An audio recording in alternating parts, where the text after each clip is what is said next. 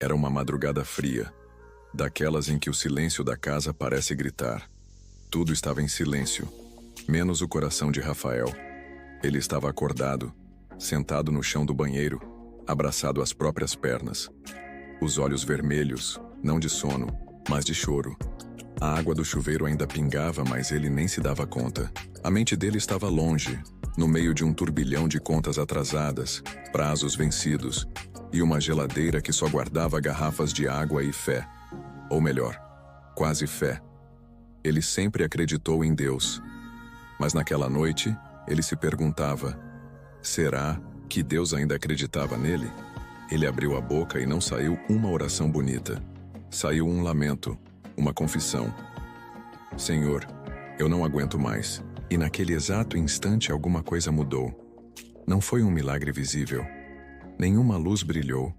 Nenhuma voz ecoou. Mas o peso que estava no peito dele diminuiu.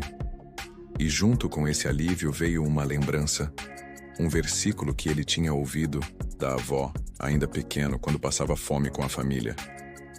Fui moço e agora sou velho, mas nunca vi o justo desamparado. Ele repetiu esse versículo com a boca trêmula, como se fosse a senha para acessar um socorro divino. E enquanto falava, uma lágrima solitária desceu pelo rosto. Não era mais choro de desespero.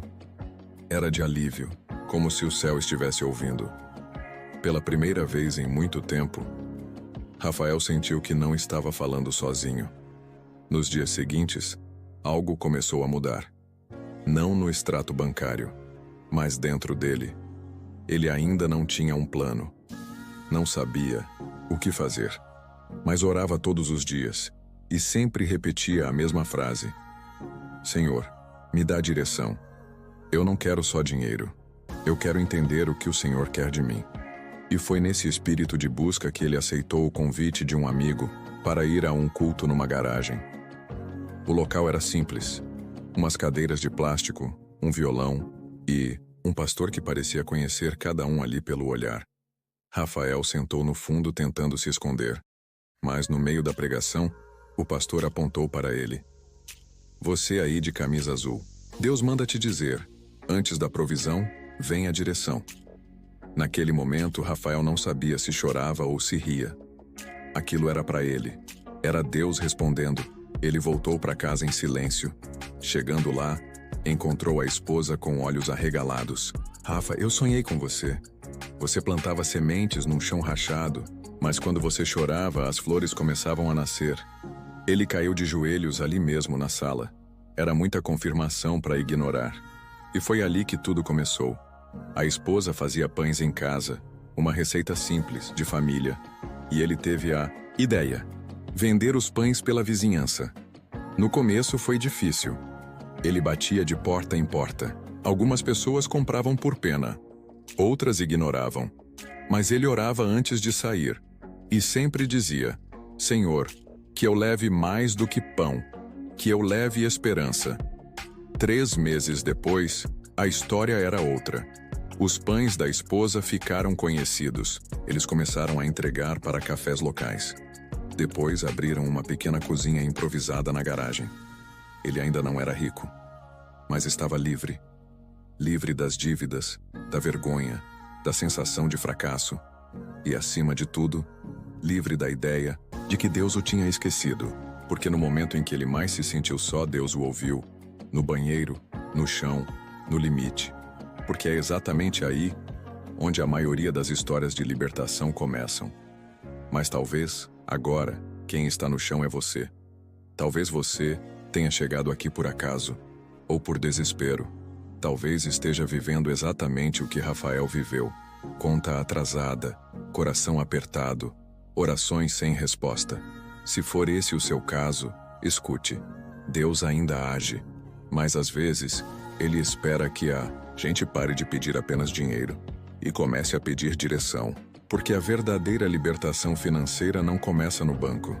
Começa no coração. Começa quando você entende que prosperidade sem propósito é prisão.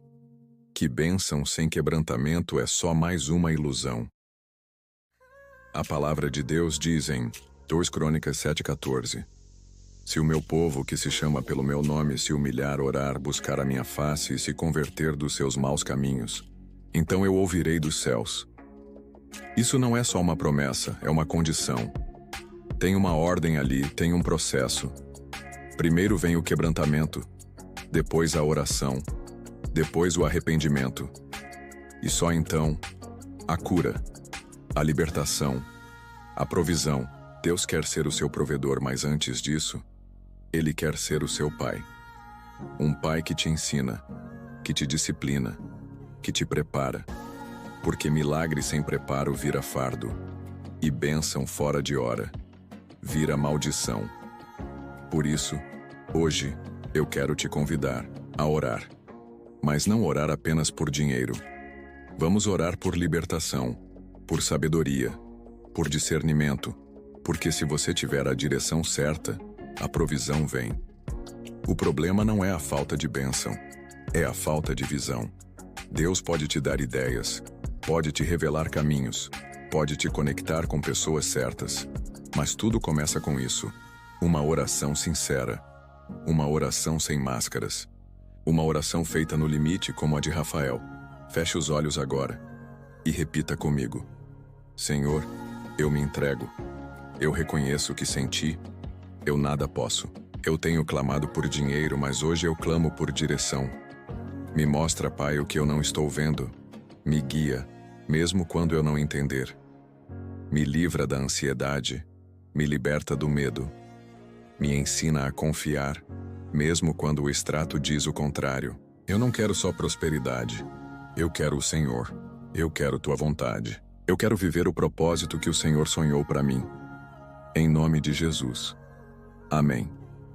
Se você fez essa oração com o coração, algo já começou a mudar. Talvez você ainda não veja, mas o céu já ouviu. Deus já começou a mover. E Ele vai fazer, no tempo certo, do jeito certo, com as pessoas certas. Mas a pergunta é: você está pronto para viver essa mudança? Está disposto a deixar Deus te guiar, mesmo quando for difícil? Porque a verdadeira fé não é acreditar quando tudo vai bem. É confiar quando tudo parece dar errado e, mesmo assim, continuar orando. Se essa história te tocou, compartilhe.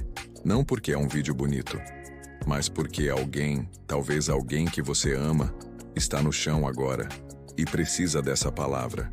E se inscreva, mas só se estiver disposto a transformar sua vida espiritual. Porque a libertação financeira começa no coração e termina no altar. Que Deus te abençoe. E nunca se esqueça, quando tudo parecer perdido, a oração ainda é a resposta.